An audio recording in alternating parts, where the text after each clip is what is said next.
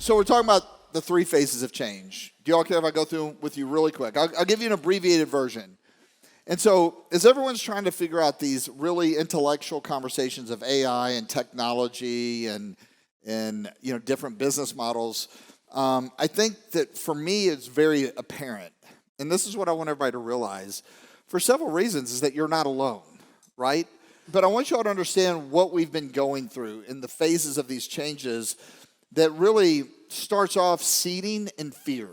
So the phase one of any type of transformation or transition or change is that when people become fearful or they have this massive level of uncertainty, they go to a position of, I'm going to protect.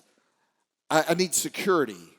So what happens when you go into a protection state or you need security, you completely disconnect from your desire and your ambition because you're protecting yourself. And so that's the first phase. I think that we all started to experience this a lot of times before a winter season or before a soft economy or a recession. People start hearing about what's coming and they start getting scared, so they start protecting themselves, right? Because they don't understand what's going to happen. But they understand with the recession comes layoffs, comes financial devastation. We've all heard the horror stories. But for us, I think it was a double whammy because when COVID happened, this created uncertainty where people went into this phase of security and protection. Everyone in the world was wearing freaking masks. I don't know why, and if you're one that believes the masks work, I'm not doubting that. I'm just saying the entire world went into this mode of protection, into this first phase of transition. And then you couple that as we start moving through that year of people talking about the economy. But it was really weird because there was all of a sudden all this stimulus going into the economy. Am I making sense? But what that did was it created comfort. So people were going to protection and they had comfort. Double whammy. Because comfort is the death of ambition when we become comfortable. And as human beings, we seek comfort. I call it the boiling frog. Don't be a boiling frog. Napoleon Hill talks about, when you achieve a goal, you better have your next one set. Because the definition of happiness is the striving for a worthwhile goal, dream, or idea. It's not the achieving of it.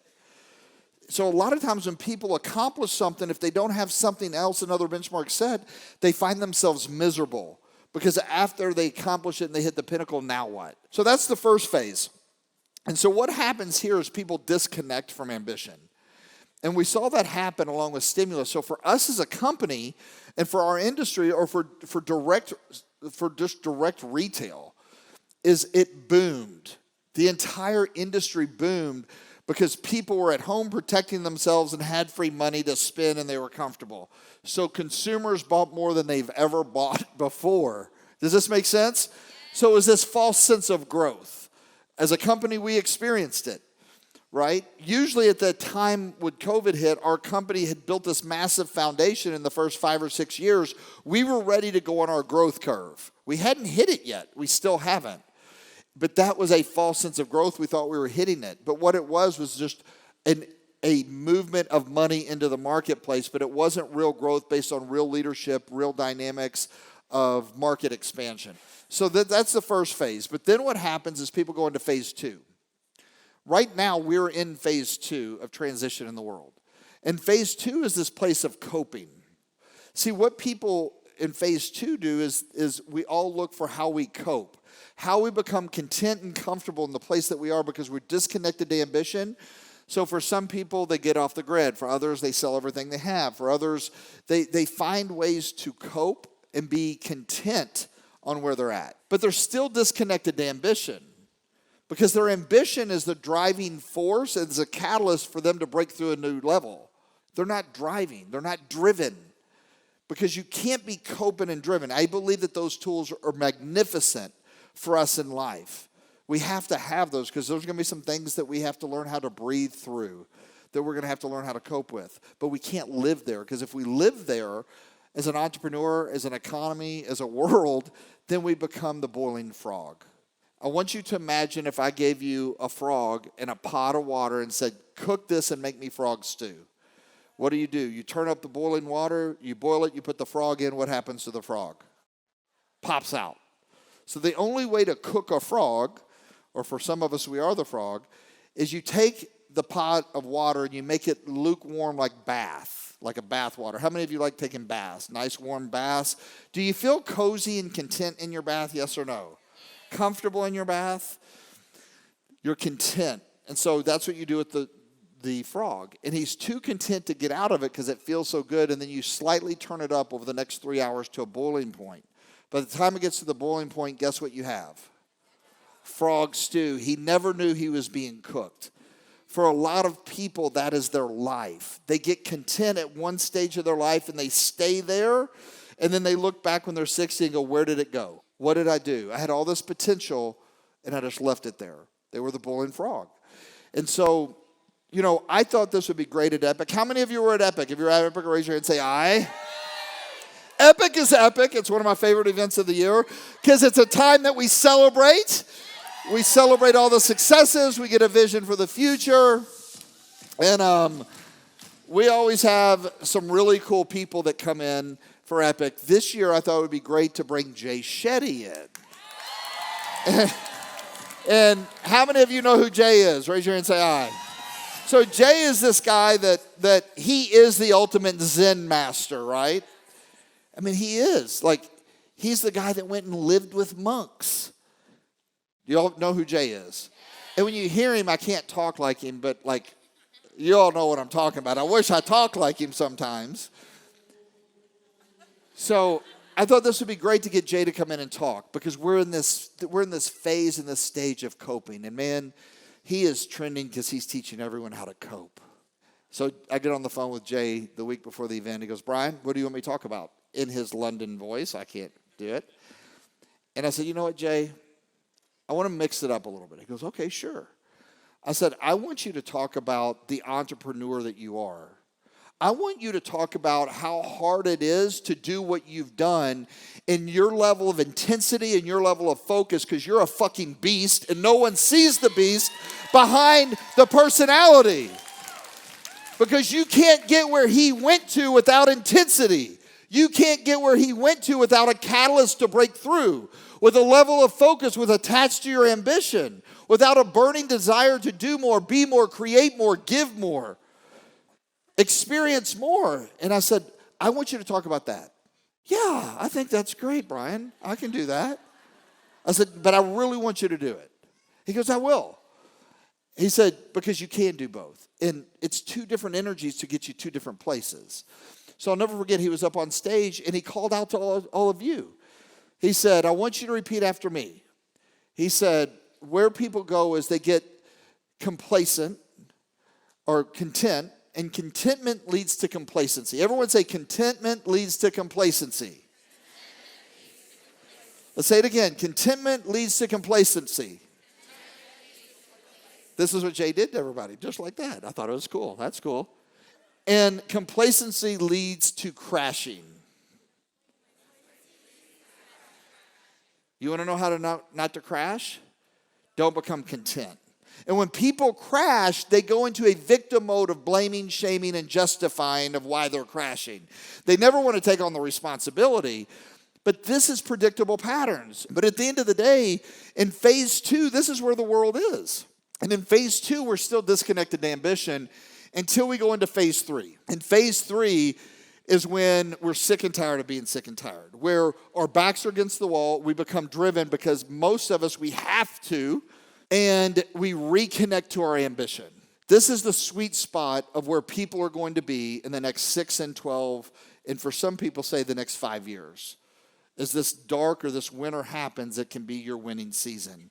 This is when entrepreneurs are born. This is when millionaires are created. This is when brand new companies that solve problems of the world rise up like Prove It and create a safe haven for people to thrive. And sometimes we need that pressure to create those diamonds. And so we are on the edge and brink of going into phase 3. And phase 3 is that performance edge. It's when we reconnect to our ambition. You see, if you want drive, you don't have drive. You have to generate drive. You have to generate it. It's like love. If you don't have love, you generate love. And when you generate it, you keep it forever. Think about what ambition is and what ambition is to you. Reconnect to your ambition. Go find people that are connected back to their ambition. It's their destiny. But there's plenty of people out there that are connected with their ambition and they're looking for that edge, and you can become that edge for those people. And so when you think about ambition, I think that it's really important because some people think ambition's bad. Growing up, money's the root of all evil. No, it's not. The love of money is the root of all evil. Money makes good people better and bad people worse. We have to have it to live. It's what makes the world go round. Am I right? Yes or no? And so it is simply a commodity. But we have to understand ambition is responsibility. But what I think a lot of people do is they put down ambition. They steer away from it. And they steer away from it and they deny it because in their brain, it's a form of protecting themselves from disappointment. They're afraid that if they give it their all and they don't win, they will look like a failure, or they will more sometimes identify as a failure. I believe that sometimes when people look at ambition and think ambition's bad, ambition isn't bad. Ambition is what gives us the ability to break through plateaus. With ambition, I think the people that aren't willing to connect to their ambition, they're living as a coward because they're afraid to face their fear. And that fear is what keeps people in that phase one, and they don't move. And so I do think that we all have to be careful, though, because ambition does have a dark side. And I think what people talk about is the dark side of ambition. And I've always been ambitious, and this is something I've had to learn. Because when someone's ambition becomes greater than their ethics, then they can justify anything. It's why, have you ever heard the term desperate people do desperate things? It's because their ambition of wanting this and their desire is more than their microtransactions. Their commitment to someone else, their verbal agreement with someone, their ability to take something without someone knowing about it. I saw this documentary not too long ago. It was really, being from Kentucky, it was on Buffalo Trace. And it was from one of the employees stealing like $3.5 or $4 million of Pappy's bourbon and creating a side business out the door because they didn't have anything in place but the good old boy system of honor system at Buffalo Trace right down the street in Kentucky. So they didn't have an inventory system, so he got away with it for 3 or 4 years. It didn't mean he was a bad person, but his ambition allowed him to justify his ethics. And then people do everything to case build. Am I making sense? And so as I've become ambitious, I've had to think to myself, okay, what are my bumpers? And what is it that I'm really after? Why am I so ambitious? It's to leave an impact. It's to be loved. I think that's what everybody wants. It's to love myself. And so if you're not careful and you don't put bumpers on your ambition, you can find yourself losing yourself, right? And then it's incongruent. Then you don't have, you can't be honest with what it is that you're going for, because you're going to realize no matter what it is that you achieve, you're still going to be miserable. Because at some point, their ambition overrode their integrity of those microtransactions. And so in order to unbridle your ambition, give yourself permission to face your fear, to go for it anyway, to realize that your destiny and your calling is connected to your ambition. And then no matter what happens, it's happening for you so you have more to give. And that's how you love yourself. And so, we all have that in us. And that's, to me, what ambition is about. You must have a foundation to strengthen it. Part of that foundation is perspective. Part of that foundation is awareness. And so hopefully for some of you, it's okay. It's okay. We've all going through this together. But the greatest thing that any of us can realize is that your decision right now is going to determine your destiny, and a winning season is coming. See, a lot of people over the last 2 years have become defeated because of discouragement. But if you understand this is predicted, this is already, you know that this is going to happen. Don't let discouragement defeat you. Reconnect your ambition and get ready for the winning season. And that's what we're on the brink of. Yes. So, remember, I believe this, that every time you need something to happen, I believe you have to have that level of faith that the right people will show up. What is your personal destiny? Are you connected to it? I want you to realize that sometimes rejection was God's protection, or rejection was protection. And the reason this kind of became a theme, I listened to a friend of mine, and he was talking about his daughter, just went to school, freshman year, had a couple dates with a football player. She really liked him, and then he kind of went cold on her. And her dad was talking to me, and he was saying, and I had to tell her, like, it's okay. It wasn't that he rejected you. That's your protection. That's God protecting you, because maybe he didn't see the value in you at this time because he wasn't ready for you. You have to realize that is simply, rejection is simply protection. It's part of the path. And remember that you can scale your life.